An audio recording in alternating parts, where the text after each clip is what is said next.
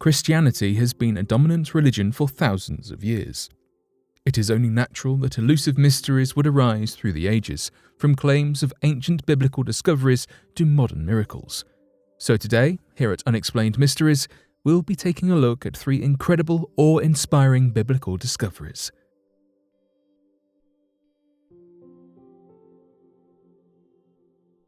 A nail that could have been used in Jesus' crucifixion found in a hidden chamber. Silently hidden away in the ground beneath a secret chamber of the Milevsko Monastery in the Czech Republic were various amazing treasures. Among these relics was a nail that scholars believe may have been used in Jesus Christ's crucifixion. The box was embellished with a 21-carat gold cross and was dated back to 260 AD. Jesus is King was inscribed on the box. Unfortunately, scientists and critics are currently unable to deny or confirm whether the nail was used in the actual crucifixion, but its mere discovery is, in the words of one of the experts involved, even greater than the reliquary of Saint Maurus. For the uninitiated, the Maurus reliquary was a gilded box which contained the fragmented body of Saint Maurus, Saint John the Baptist, and Saint Timothy, and was an astonishing historical and religious discovery. One of the people involved in the gilded box's great unearthing told the Czech News that they had absolutely no idea the relics were hidden due to the fact that the Hussites destroyed the archive, which meant they had no clue that there was anything like it stored away. The concealed chamber's existence is believed to have been a direct result of raids by the Hussites in the 15th century. The chamber was built to protect valuable artifacts owned by the church. Czech experts claim that it is highly possible for the nail to have been used in Jesus' actual crucifixion because the Milev Monastery was one of the richest institutes in the Czech Republic. Consequently, an artifact of such importance could have ended up there at some point in time. Unfortunately, the true authenticity of the nail is yet to be confirmed by other professional scientists and theologists in the field. It should, however, be noted that this is far from the first time where someone has claimed to have uncovered a nail from the crucifixion of Jesus Christ.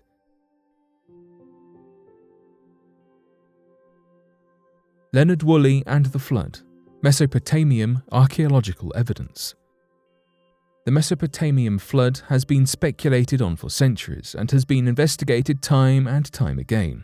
The majority of historians assert that the Great Flood occurred during the rise of humanity and was the source of the fabled biblical tale of Noah's Ark. During excavations in 1928 to 1929, archaeologists at the historical sites of Ur and Kish unearthed flood deposits which they connected with the flood as according to ancient Hebrew scriptures. Sir Charles Leonard Woolley, a famous British archaeologist, arrived at the scene to investigate further, and it did not take him long to reach his conclusion. It was, in his eyes, proof of the flood. In an excerpt from his 1954 book, he states, "By the time I had written up my notes, I was quite convinced of what it all meant, but I wanted to see whether others would come to the same conclusion. So I brought up 2 of my staff and, after pointing out the facts, asked for their explanation. They did not know what to say. My wife came along and looked and was asked the same question, and she turned away remarking casually, 'Well, of course, it's the flood.' The first test pit used by Woolley was tiny, so the following archaeological season he dug up several more test pits, one of which being ridiculously large, 75 by 60 feet and 65 feet deep. In this pit, he found a deposit of clean, water-laid soil up to 11 feet thick. Notably, this evidence of the flood was lacking in several other pits in the area, but Woolley wholeheartedly believed that he had found proof of the biblical flood. After only a few years, another discovery was made at a third Mesopotamian site, Shurupak, where they found a flood stratum. According to myth, Ziusudra, the Sumerian Noah, lived in Shurupak. This flood residue separated the skeletal remains from the late Proto-Literate and early dynastic period, dating around 2950 and 2850 BCE, though no other Mesopotamian sites have any such evidence. Despite an attempt made by the creationists to decide an exact timeline for biblical events, the Bible lacks any specific dates for the flood that occurred in Genesis, or any other mentioned happening. Stories of the Mesopotamian flood are useful since one is able to draw similarities and contrast differences between the flood of Noah's Ark in Hebrew scriptures and the myth of the Mesopotamian floods, and debate whether they were one and the same. Many scholars through the ages have believed wholeheartedly that the similarities between the two provide irrefutable proof of the biblical flood's existence. As such, the widely accepted view is that the original accounts that appear in Genesis arose in Mesopotamia. And this is further proven by the fact that Mesopotamian accounts of such great terrible flood outdate the accounts made in the Bible. Furthermore, the Sumerian king list references a great flood. The king list is a very complicated document which has multiple editions. It's thought that it was created at some point in 2100 BCE. The king list is a report of every monarch and all the dynasties of ancient Mesopotamia, from the origin of kingship, which descended from heaven, up until the time it was made. However, the list is flawed. The length of each king's reign is impossibly long, and several early dynasties have glaring discrepancies. Even with these mistakes in mind, the Sumerian king list is a valuable document which has preserved names and bloodlines of real ancient rulers. According to the king list, the flood destroyed everything, cutting through the dynasties until kingship once again descended from heaven and the list of rulers continued. The majority of modern creationists often choose to ignore the Sumerian king list completely, stating that the Mesopotamian flood does not fall into agreement with the liberalist view of the Genesis flood. Primarily the fact that, if the Bible is to be taken seriously, Noah and his family were the flood's only survivors. The king list opposes this view.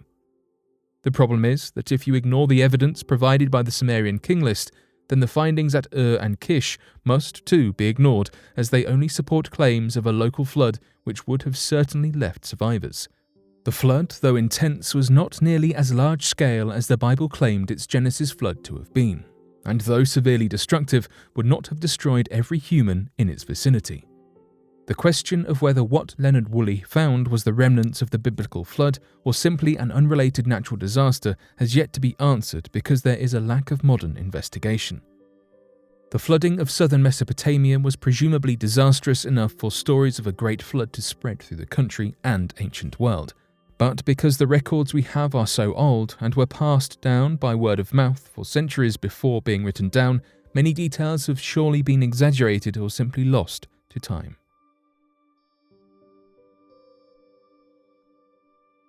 Our Lady of the Pillar. Our Lady of the Pillar is a title given to the Virgin Mary with the ancestral belief that whilst she lived in Jerusalem, Mary bilocated and appeared to the Apostle James the Greater in 40 AD while he was preaching in the Roman Hispania, now known as modern Spain. The title also refers to the image celebrating the Marian apparition which lies enshrined in Zaragoza, Aragon, Spain, at the Cathedral Basilica. Pope Pius X granted her image an official canonical coronation in 1905. Bilocation is a supernatural spiritual ability where a person manages to be in two places at once using meditation and astral projection.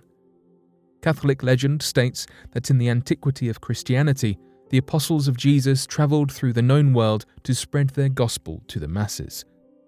James the Greater experienced immense obstacles in his missionary quest and was deeply discouraged, questioning whether he should go on. It is said that one evening, as he prayed on the banks of the river Ebro at modern Zaragoza, Mary spiritually travelled to speak with him, despite her physical body being in Jerusalem. With her came thousands of angels, all of whom were sent to encourage him to continue his missionary duty. Ancient Roman tombs of early Christians show some of the earliest Marian devotion to Zaragoza, which have images of the Virgin Mary inside. Though the tradition of worshipping the Marian apparition begun in the 15th century, thought to be either in 1434 or 1435, when an inferno destroyed the altarpiece of the church, which was then replaced with a representation of the Marian apparition visiting John the Greater. In 1456, Pope Calixtus III issued a papal bull which declared a 7-year indulgence for those who visited Our Lady of the Pillar. In another account, this time by Maria de Agreda, Mary, Mother of God, was transported from Jerusalem to Hispania on a mystical cloud of angels during the night. It was during this same night that the angels built a grand pillar of marble and created the image of Mary with the baby Messiah. These were but a mere handful of mysterious discoveries, beliefs, and legends revolving around the Catholic faith, both new and ancient. Who knows what secrets shall be unravelled in the years to come? What miracles and visions are still yet to occur? We will have to wait and see as we ponder over the truth of past myths and rejoice over the discoveries we have made.